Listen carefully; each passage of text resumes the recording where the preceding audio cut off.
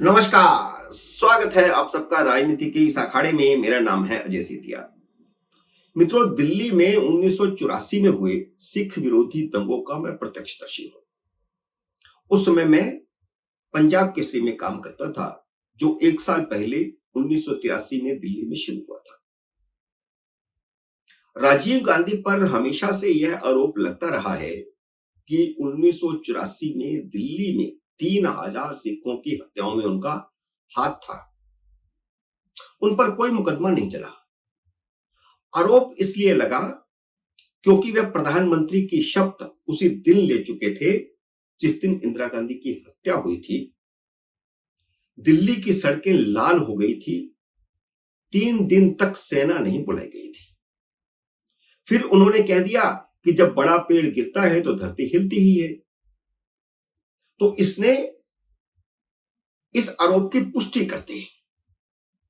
अब बांग्लादेश में आरोप लग रहा है कि हिंदुओं का नरसंहार करवाने में राहुल गांधी का हाथ है। अब राहुल गांधी तो बैठे हैं भारत में। राजीव गांधी पर तो आरोप इसलिए लगा था क्योंकि कांग्रेस दफ्तर से दंगाइयों को वोटर लिस्ट थमा दी गई थी, ताकि दंगाई सीधे सिखों के घरों पर जाकर के उन्हें जिंदा जला दें। लेकिन भारत में बैठे राहुल गांधी पर यह आरोप क्यों लग रहा है?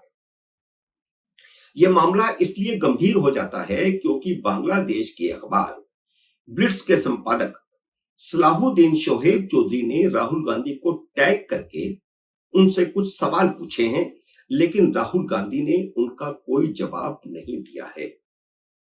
और सवाल पूछे हुए आज 5 दिन हो चुके हैं। शेख हसीना के इस्तीफे के बाद मोहम्मद यूनुस ने सत्ता संभाली तो राहुल गांधी ने 8 अगस्त को एक ट्वीट किया था, जिसमें उन्होंने मोहम्मद यूनुस को बधाई दी। उस समय सारे बांग्लादेश में हिंदुओं की हत्याएं हो रही थी, हिंदू युवतियों का बलात्कार हो रहा था, हिंदू युवतियों का अपहरण हो रहा था, हिंदू मंदिरों को जलाया जा रहा था। लेकिन राहुल गांधी ने अपने ट्वीट में नए कार्यवाहक प्रधानमंत्री से हत्याएं रोकने की अपील तक नहीं की, जबकि उसी समय प्रधानमंत्री नरेंद्र मोदी ने जब मोहम्मद यूनुस को बधाई दी, जो कि औपचारिकता है, देनी पड़ती है, उस बधाई में भी नरेंद्र मोदी ने हिंदुओं की हत्याएं रोकने की अपील की। पत्रकार सलाहुद्दीन ने राहुल गांधी के ट्वीट को टैग करते हुए लिखा है, मैं जानता हूं कि आप बांग्लादेश को न्यू तालिबान राज्य में बदलने में अपने सीक्रेट एजेंडे की सफलता का जश्न मना रहे हैं। आपने बांग्लादेश को तालिबानियों के हवाले कर दिया है और अब भारत में अस्थिरता फैलाकर मोदी सरकार को हटाना चाहते हो। आपने अभी तक लंदन में तारिक रहमान के साथ अपनी सीक्रेट मीटिंग के बारे में मेरे खुलासे का कोई जवाब नहीं दिया है। इसके अलावा आपने बांग्लादेश में हो रहे हिंदुओं के कत्ले आम पर एक शब्द नहीं लिखा है। आखिर क्यों? शायद आपके लिए हिंदू जीवन कोई मायने नहीं रखता। सलाहुद्दीन ने राहुल गांधी की लंदन में हुई सीक्रेट मीटिंग का खुलासा शेख हसीना के इस्तीफे से एक दिन पहले 4 अगस्त को ही कर दिया था। लेकिन राहुल गांधी ने अभी तक जवाब नहीं दिया है। कौन है यह तारिक रहमान, जिसके साथ राहुल गांधी ने लंदन में सीक्रेट मीटिंग की थी? तारिक रहमान 21 अगस्त 2004 में शेख हसीना की रैली पर ग्रेनेड बम फेंकने का दोषी था, जिसपे शेख हसीना तो बच गई थी, लेकिन 25 लोग मारे गए थे। 11 सितंबर 2008 को तारिक रहमान इलाज का बहाना बनाकर के लंदन भाग गया। बाद में 2018 में उन्हें इसी केस में उम्र कैद की सजा हुई। लेकिन उधर वह लंदन में शेख हसीना का तख्ता पलटने और बांग्लादेश को हिंदू मुक्त करने की साजिश रच रहा था, क्योंकि हिंदू शेख हसीना के समर्थक हैं।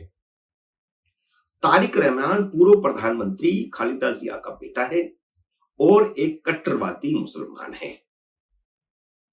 खालिदा जिया भी भारत और हिंदू विरोधी और चीन समर्थक है। हिंदू क्योंकि शेख हसीना का समर्थक है, इसलिए शेख हसीना को जीतने में आसानी होती है। खालिदा जिया हार जाती है। खालिदा जिया हिंदू विरोधी है और फिर भारत विरोधी भी है और चीन की समर्थक है। और जेल जाने के बाद खालिदा जिया ने तारिक रहमान को बांग्लादेश नेशनलिस्ट पार्टी का कार्यवाहक अध्यक्ष बना दिया था, जो कि लंदन में।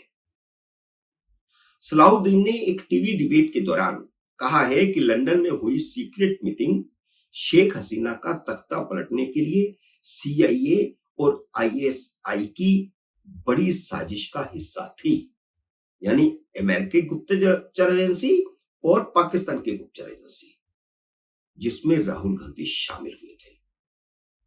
इस तरह यह राहुल गांधी पर सीधा आरोप है कि वह CIA और ISI के साथ मिलकर भारत और हिंदू विरोधी साजिश रच रहे हैं। लेकिन राहुल गांधी ने इस आरोप का आज 8-9 दिन बाद भी जवाब नहीं दिया है।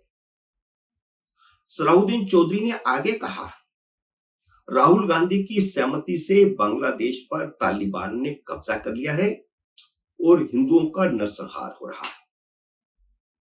शेख हसीना के इस्तीफे के बाद हुई 3 घटनाएं इन आरोपों को पुख्ता करती हैं।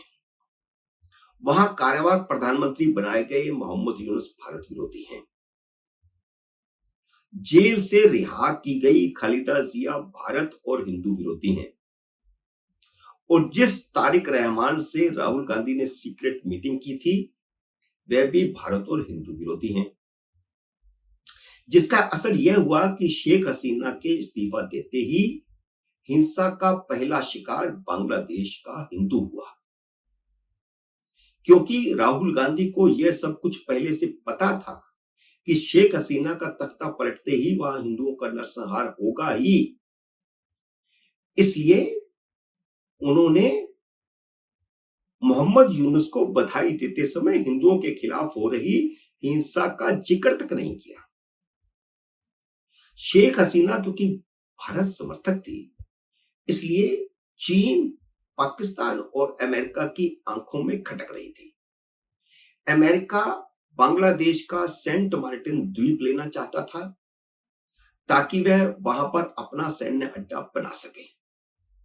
शेख हसीना अगर उसी तरह सेंट मार्टिन द्वीप अमेरिका को दे देती, जैसे पाकिस्तान ने 5000 एकड़ अपने कब्जे वाली जम्मू कश्मीर की जमीन चीन को दे दी थी, तो वह प्रधानमंत्री बनी रह सकती थी। पिछले नेशनल असेंबली के चुनाव के समय शेख हसीना ने यह बात खुलकर कही है। और अभी भी एक चिट्ठी बांग्लादेश में बहुत ही वायरल हो रही है। सोमवार को यह चिट्ठी वायरल हुई है, संडे रात तक से वायरल होनी शुरू हुई है। और चिट्ठी में शेख हसीना ने लिखा है, और शेख हसीना की चिट्ठी बताई जा रही है, जिसमें उन्होंने लिखा है कि अगर वह इस बात को मान जाती और सेंट मार्टिन द्वीप अमेरिका को दे देती, तो उनका तख्ता पलट नहीं किया जाता। और यह चिट्ठी इस समय बांग्लादेश में और भारत में भी चर्चा का विषय बनी हुई है। अगर भविष्य में ऐसा होता है, क्योंकि खबर इसमें यह भी है कि जो सीक्रेट डील हुई है खालिदा जिया में और अमेरिका में, उस सीक्रेट डील में खालिदा जिया ने यह वादा किया है कि जब वह प्रधानमंत्री बनेगी तो सेंट मार्टिन द्वीप अमेरिका को सौंप देगी। छोटा सा द्वीप है जिसमें 3000 मछुआरे रहते हैं, लेकिन स्ट्रेटेजिक तौर पर बहुत ही महत्वपूर्ण है। और अगर यह डील के मुताबिक सेंट मार्टिन द्वीप अमेरिका को सौंप दिया जाता है, तो यह भारत के लिए बहुत बुरा होगा, जिसके लिए राहुल गांधी भी जिम्मेदार होंगे। मित्रों, उम्मीद है मेरा यह वीडियो आपको पसंद आया होगा। इसे लाइक और शेयर कीजिए। अगर आपने मेरे YouTube चैनल को अब तक सब्सक्राइब नहीं किया तो कृपया सब्सक्राइब करके अपना आशीर्वाद दीजिए। जल्दी मिलते हैं अगले वीडियो में किसी अन्य विषय के साथ। तब तक नमस्कार।